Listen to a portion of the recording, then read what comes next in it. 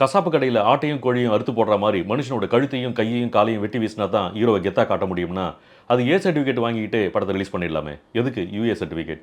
சின்ன பசங்களோட மனசை கெடுக்கவா? வணக்கம், இது பணிவீடு டாக்கீஸ். நான் உங்கள் பணிவீடு குமரன். இது ரத்னம் திரைப்படத்திற்கான விமர்சனம். தொடங்கலாமா?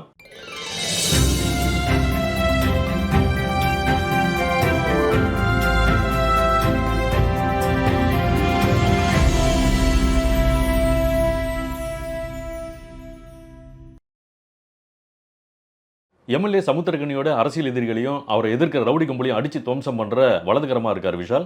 இந்த செஞ்சோட்டு கடனுக்கு பின்னாடி சின்னதாக ஒரு சென்டிமெண்ட் ஃப்ளாஷ்பேக் இருக்குது. இடையில் நீட் எக்ஸாம் எழுதுறதுக்காக வர பிரியா பவானி சங்கரை பார்த்து அடுத்த நொடியே தன்னோட வாழ்க்கையே அவளுக்காக தான் அப்படின்னு அவர் முடிவுக்கு வந்துடுறாரு. அப்புறம் என்ன, ஒரு பெரிய ரவுடி கும்பலால் ஹீரோயினோட உயிருக்கே ஆபத்து. அவளோட உயிரை காப்பாற்றுறதுக்காக நம்ம ஹீரோ எத்தனை 100 பேரை அடிச்சும் அறிவாளால் வெட்டியும் துப்பாக்கியால் சுட்டும் சாகடிச்சாருங்கிறது தான் கதை. இயக்குனர் ஹரி சார், அவரோட பேரே ஹரின்னு இருக்கிறதாலையும் என்னவோ தெரியல, படத்தில் எல்லாமே ஒரு மாதிரி ஹரிபரியா அவசர அவசரமாக பரபரப்பாக ஓடிக்கிட்டே இருக்குது. 220 கிலோமீட்டர் ஸ்பீடில் ஓடுற ரேஸ் கார் மாதிரி தன்னோட திரைக்கதையில் அனல் பறக்கணும், அதான் தன்னோட ஸ்டைல்னு ஹரி சார் நினைக்கிறதெல்லாம் சரிதான். ஆனால் இவ்வளோ ஸ்பீடில் பறக்கிறப்போ அந்த த்ரில்லை அனுபவிக்கிறத தவிர வேறு எதுவுமே அவருக்கு மட்டும் இல்லை, நம்ம கண்ணுக்கும் தெரியாமலே போயிடுது. இந்த படத்தோட பெரிய பலவீனமே அதுதான். இடையில சென்டிமெண்டலாக, லவ் ஃபீலிங்காக, காமெடியாக, எமோஷனாக ஒரு காட்சி வரப்போலாம் அதை முழுசாக உள்வாங்கிக்கிறதுக்குள்ள அதை அப்படியே அப்ரப்டாக கட் பண்ண மாதிரி சம்மந்தம் இல்லாமல் வேற மூடுக்கு சீனை கொண்டு போயிடுறாங்க. அதனால் எதையுமே முழுசாக அனுபவிக்க முடியாமல் எல்லாமே ஒரு மாதிரி துண்டு துண்டாக செதறி போன மாதிரி இருக்குது. பொதுவாக ஹரிசார் படத்தில் என்னெல்லாம் இருக்கும்? அறிவாள், ரவுடி, போலீஸ், கார் சேசிங், 100 பேரை ஒத்தாளா நின்று காலி பண்ணுறது, அப்புறம் மனசுக்கு இதமாக கொஞ்சம் காதல், அதை இன்னும் கொஞ்சம் மென்மையாக காட்டுறதுக்கு 2 பாடல். இது அத்தனையும் உத்தரவாதமாக உங்களுக்கு, ஆனால் வழக்கத்தை விட இன்னும் கொஞ்சம் காரசாரம் தூக்கலாகவே இந்த படத்தில் இருக்குது. படத்தில் ரொம்ப உருப்படியான ஒரே விஷயம் விஷால் பிரியா பவானி சங்கரோடைய லவ் ட்ராக் கையிலப்பட்டிருக்க விதம். வழக்கம் போல் ஹீரோயினை பார்த்த உடனே ஸ்டன் ஆகி நிற்கிறாரு தான். ஆனால் அதுக்கப்புறம் நடக்கிறதெல்லாம் தமிழ் சினிமா இது வரைக்கும் நமக்கு காட்டாத ஒரு புது ஆங்கிளாக இருக்குது. நிஜமாவே புதுசாக யோசிச்சிருக்காங்க. அந்த ட்ராக்கை ரொம்ப மெச்சூர்டாக கிளைமேக்ஸ் வரைக்கும் கன்வின்சிங்காக கொண்டு போயிருக்காங்க. இந்த மாதிரி ஒரு ரிலேஷன்ஷிப்பை புது கோணத்தில் யோசிச்சதுக்காகவே ஹரி சார் எவ்வளோ வேணால் வந்து பாராட்டலாம். ஆக்சுவலாக இது ஒரு ஆக்ஷன் ட்ராமாவாக இல்லாமல் பியூர் லவ் ஸ்டோரியாக எடுத்திருந்தா கூட அது இன்னும் ஒரு பெட்டர் வியூவிங் எக்ஸ்பீரியன்ஸை கொடுத்துருக்கும் அப்படின்றது என்னோட தனிப்பட்ட கருத்து. மற்றபடி ஹரி சார் விஷால் காம்போன்னா அது எந்த அளவுக்கு நம்ம ப்ரெஷரை ஏற்றுற ஒரு பரபர ஆக்ஷன் படமாக இருக்குன்னு நான் சொல்ல வேண்டிய அவசியமே இல்லை. படத்தோட டியூரேஷனில் பாதிக்க மேலே ஸ்க்ரீன்லேருந்து நம்ம முகத்து மேலேயே ரத்தம் தெரிக்குது. அதுவும் ஸ்டண்ட் மாஸ்டர் ஒருத்தராக இருந்தால் பரவாயில்ல, பீட்டர் ஹேயன், கனல் கண்ணன், திலீப் சுப்ராயன், விக்கின்னு நம்மளை கதிகலங்க வைக்கிறதுக்காக மொத்தமாக 4 ஸ்டண்ட் டேரக்டர்ஸை களத்தில் இறக்கி விட்டா அவங்க சும்மா இருப்பாங்களா? அவங்களுக்கு தெரிஞ்ச வித்தையெல்லாம் காட்டி அநியாயத்துக்கு நம்மளை பயமுறுத்தி அனுப்புகிறாங்க. இவங்களுக்கு நம்ம மியூசிக் டைரக்டர் தேவி ஸ்ரீ பிரசாத் வேற கூட்டு சண்டை காட்சினா காதுக்குள்ளே லவுட் ஸ்பீக்கரை விட்டு காது ஜவ்வு கிழிஞ்சு போகிற மாதிரி வந்து லவுடாக வாசிக்கணும்னு எங்கே போய் கற்றுக்கிட்டாருன்னு தெரியல. படம் முடிஞ்சு வெளில வந்ததுக்கப்புறம் மண்டைக்குள்ளே கலவரமாக சத்தம் கேட்டுக்கிட்டே இருக்குது. மற்றபடி பொதுவாக பிஜிஎம் பற்றி சொல்லணும்னா படத்தோட பல காட்சிகளுக்கு ரொம்ப சிறப்பாகவே ஸ்கோர் பண்ணியிருக்காரு. ஆனால் படத்தோட டைட்டில் போடுறப்போவும் முக்கியமான சில சண்டை காட்சிகள்லையும் இந்த வசூல் ராஜா எம்பிபிஎஸ் படத்தில் சீனாதானா பாட்டில் டொடோன் டொன் டொன் டொன் டொயின் டொடோன் டொன் டொன் டொன் டொயின் ஒரு டியூன் வரும்ல, அதை அப்படியே நகலெடுத்து வாசிச்சிருக்காங்க.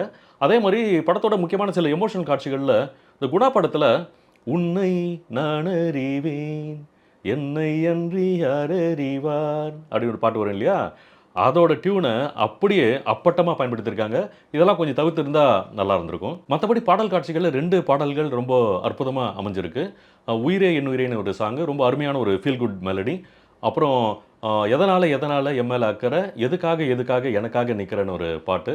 ஆக்சுவலாக இந்த 2 லைன் தான் வந்து படத்தோட 1 லைன். படத்தோட ஒட்டுமொத்த கதையுமே தாங்கி நிற்கிற மாதிரி ஒரு அற்புதமான பாடலாக இந்த படத்துக்கு அமைஞ்சிருக்கு. படத்துக்கு ஒளிப்பதிவு எம் சுகுமார். காட்சிக்கு என்ன தேவையோ அதை ரொம்ப சிறப்பாகவே நேர்த்தியாக பண்ணியிருக்காரு. ரொம்ப குறிப்பாக சொல்லணும்னா இடைவெளிக்கு முன்னாடி வர அந்த ஒரு லாங் டேக், அதை பற்றி மென்ஷன் பண்ணி ஆகணும். கிட்டத்தட்ட 5 நிமிஷம் நீளத்துக்கு ஒரு சிங்கிள் ஷாட்டு ஆக்ஷன் பிளாக்கு. ஏகப்பட்ட திறமைகளை ஒருங்கிணைச்சு ரொம்ப தெளிவாக பிளான் பண்ணி கடினமாக உழைச்சிருக்காங்க. அதோட ரிசல்ட்டையும் எஃபெக்டையும் தேட்டரில் நீங்கள் ஸ்க்ரீனில் பார்க்கும்போது கண்டிப்பாக உணர்வீங்க. எடிட்டர் டிஎஸ்ஜேயோட கட்ஸ் பாடல் காட்சிக்கு ஒரு மாதிரி, சண்டை காட்சிக்கு ஒரு மாதிரின்னு வேறு ரிதம் அண்ட் பேட்டர்னில் கதையை ரொம்ப அழகாகவே நகர்த்திட்டு போகுது. ஆனால் படத்தில் ஹீரோ வந்து எல்லாரையும் வெட்டி வீசுகிற மாதிரி இந்த மொக்க காமெடிகளையும் கொஞ்சம் சலிப்பாக நகரக்கூடிய காட்சிகளையும் வெட்டி வீசியிருந்தாருன்னா இன்னும் கொஞ்சம் சிறப்பாக இருந்திருக்கும். பெர்ஃபார்மன்ஸை பொறுத்த வரைக்கும் விஷாலுக்கு பெரிய பலமே ஆக்ஷன் பிளாக் தான். சண்டை காட்சிகளில் தெரிக்க விடுறாரு. எமோஷனல் காட்சிகளில் சில இடங்களில் ரொம்ப சிறப்பாகவும் ஒரு சில இடங்களில் கொஞ்சம் சுமாராகவும் பண்ணியிருக்காரு.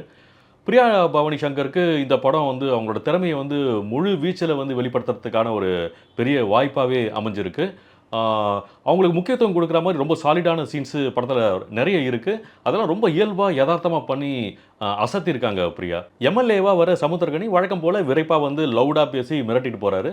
ஆந்திரா பக்கம் நடக்கிற கதைங்கிறதுனால தெலுங்கு நடிகர் முரளி சர்மாவை கொண்டு வந்திருக்காங்க.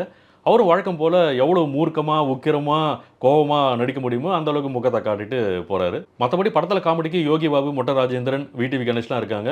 ஆனா நம்மள சிரிக்க வைக்கிறதுக்காக அவங்க பண்ற முயற்சியில பாதிக்கு மேல அயற்சியா போயிடுது. ஆனா எதிர்பாராத ஒரு சமயத்துல திடீர்னு கௌதம் மேனன் சார படத்துல இறக்கி அப்ளாஸ் அள்ளிடுறாங்க. திரையில அவரு முகத்த பார்த்த உடனே விசில் பறக்குது. அந்த அளவுக்கு அவரோட நடையும், தோரணையும், பார்வையும் அவ்ளோ கம்பீரமா இருக்கு. ரொம்ப ஓவரா சீன் போடுற ஒரு ரவுடிய சட்டுன்னு எழுந்து ஒரு ஸ்லாங்ல பேசி மிரட்டாரு பாருங்க. அதெல்லாம் கிளாஸ் மாஸ் ரகம். ஹரி சாருக்கு மட்டும் இல்ல, எல்லா தமிழ் சினிமா இயக்குனர்களுக்கும் பொதுவா ஒரு கேள்வி. போலீஸ பத்தி படம் எடுத்தீங்கன்னா, அவங்கள ரொம்ப கம்பீரமா, மிடுக்கா, எதுக்கும் வளைஞ்சு கொடுக்காத உறுதியான ஆளா காட்டுறீங்க.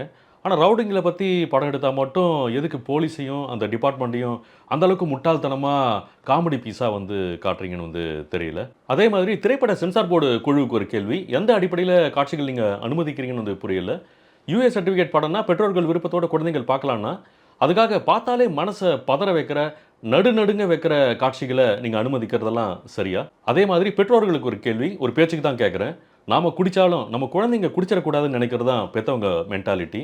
அப்படி இருக்கப்போ, அதிக அளவு வன்முறை நிறைஞ்ச படங்களுக்கு எந்த தைரியத்தில நம்ம குழந்தைங்கள கூட்டிட்டு போறோம்? கண்டிப்பா இது ஒரு விறுவிறுப்பான ஆக்ஷன் டிராமா படம் தான். லவ் ட்ராக்கும் ரொம்ப பிரமாதமா அமைஞ்சிருக்கு. அதுக்காகவே இத தாராளமா தியேட்டருக்கு போய் உடனே பார்க்கலாம். ஆனா உங்க குழந்தைங்களோட இல்ல.